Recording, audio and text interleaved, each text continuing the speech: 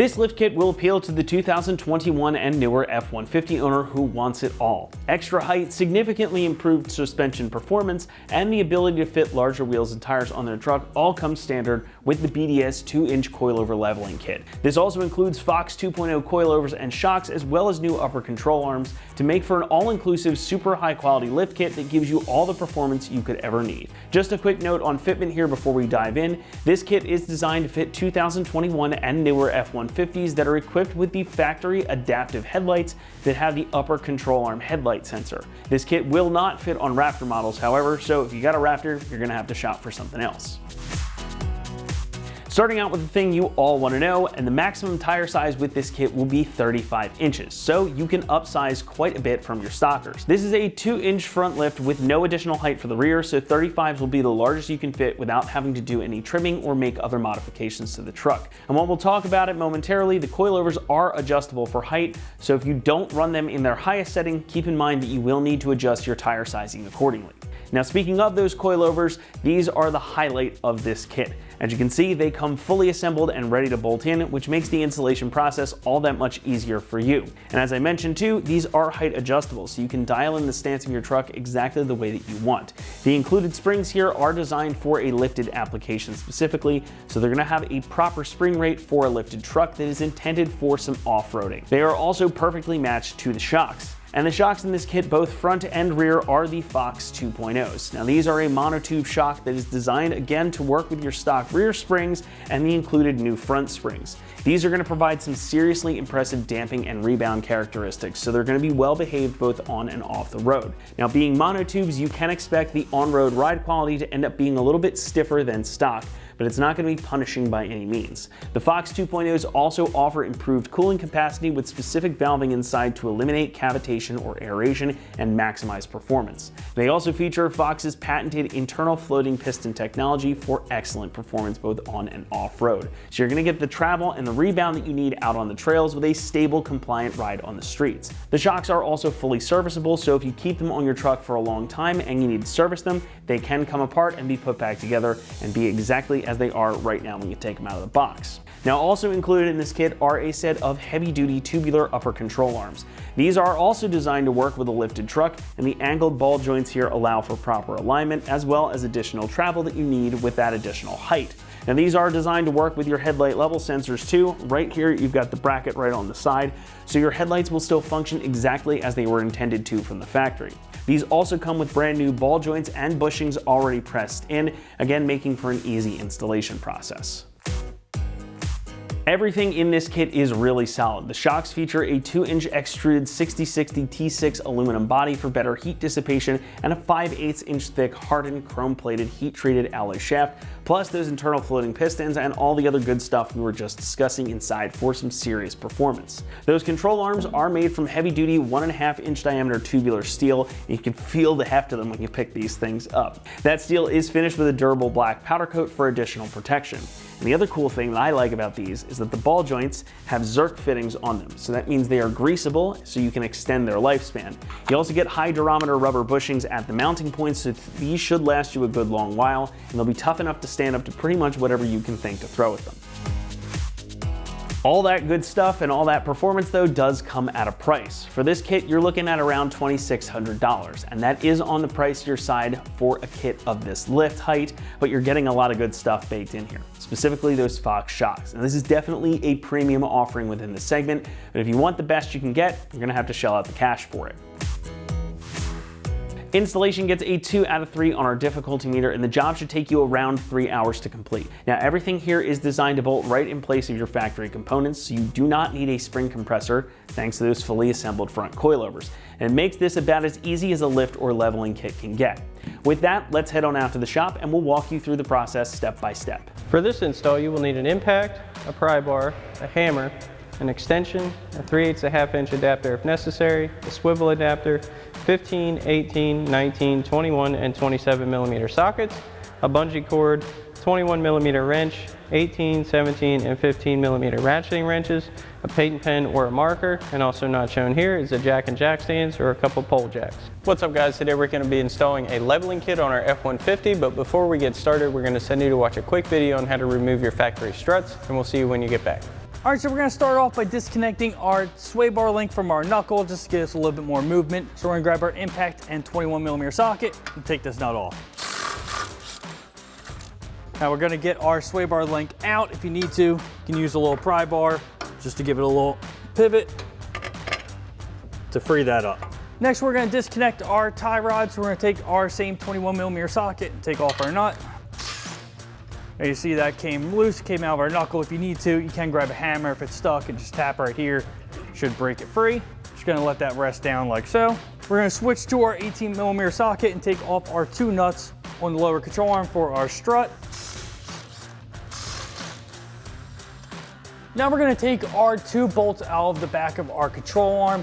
So I'm gonna take a marker and actually just outline our nut here, just so we can put that in the similar place when going back together. This is a slotted hole, so I'll move back and forth. You will need alignment after this, so this just gets us close enough. So we're gonna grab our impact and 21mm socket on the head and a 27mm wrench on the nut and take both the front and the back bolts out. So let's leave that loose for now. We're gonna make sure we mark the rear bolt too. And then take this one out too.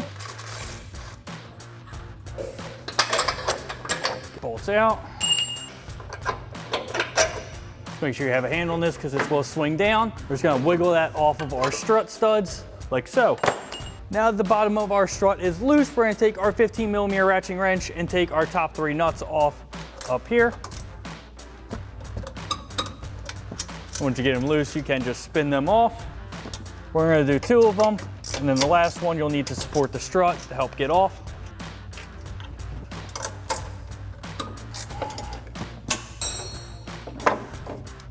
So we'll spin that off and then take our strut out completely. Now that you have your factory strut out, you can go ahead and repeat the same thing on the other side. Alrighty guys, welcome back. Now that we have our factory strut out, we're also going to be replacing our upper control arm for this kit. So what we're going to do is get our lower control arm bolts back in and snug them down, and then we'll be able to secure our knuckle and get our upper control arm out before we install our new strut, because it's going to be in the way of the bolts for the upper control arm. So we'll get our 2 factory bolts back in place, get our lower control arm snug back down, and then move on from there. Alright, so now we'll get our control arm in position. Get our first bolt lined up. And we'll get our front one in as well. We'll reinstall our nuts. Next, we'll grab our 27mm socket and 21mm wrench. Now you're going to need to hold this as close back into place from your markings as possible. Then we'll do the same thing for the back side. Now we can loosen up the nut for our upper control arm ball joint with our 18mm swivel and extension. And we'll unseat that with a hammer. Now that we have our ball joint unseated, we're going to use a bungee cord to wrap around our knuckle and help support that. Give it a couple wraps. Put that on. Then we can fully remove our nut. Let your knuckle rest down. Now we can remove our 2 upper control arm bolts. So we've got an 18mm swivel socket and extension for our bolt head, a 21mm wrench for our nut. Get that first one out. Your second one, you just want to be mindful of your wires and your hoses. We'll remove our bolts and our control arm. Now we can get our new control arm in place reusing our factory hardware. I'll get this in. Get our bolts back in. Reinstall our nuts.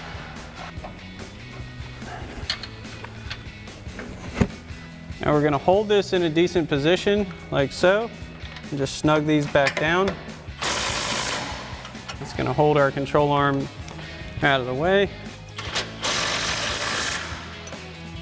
So now we'll get our new strut in position. We're going to line up our mounting studs with the factory perch and install our flat washers and lock nuts loosely on those to hold it in place.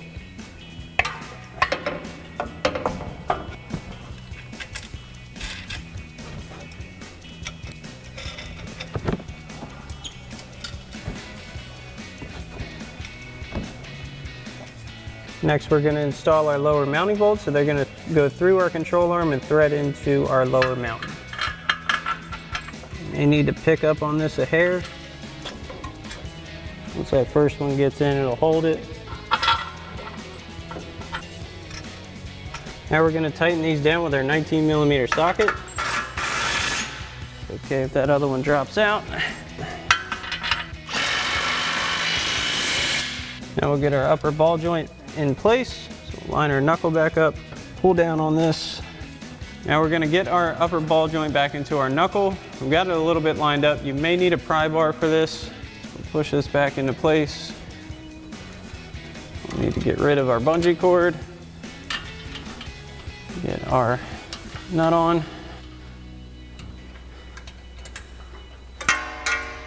Next, we're going to reinstall our outer tie rod. This is going to keep our knuckle from moving. Get our 21mm nut back in place. We'll tighten that back down with our 21mm socket.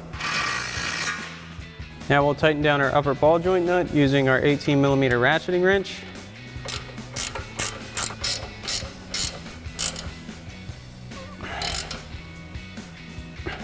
Now we can install our sway bar end link. Line that up. Get our nut back in place.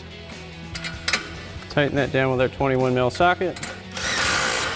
Now we'll tighten down our upper strut mounting nuts with our 17mm ratcheting wrench.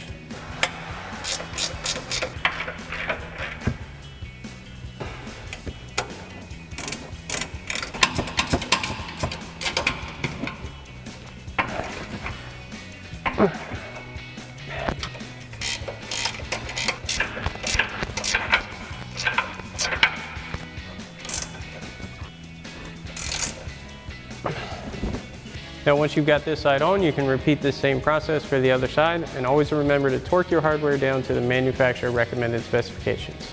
All right, so now we're going to remove and replace our factory shocks. So we've got a pole jack underneath our rear differential on the side we're doing. We're going to need a 15mm socket on an impact and an 18mm wrench for the bottom mounting bolts. The top mounting bolts have flag nuts, so you don't need a wrench, just your 15mm socket. So we'll get those off and get our new shock in place.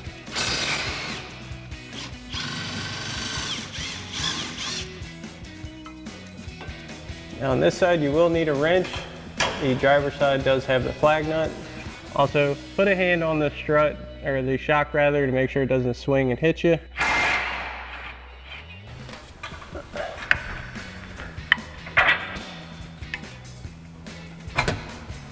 Now we can install our new shock right where our factory one came out, reusing the factory hardware.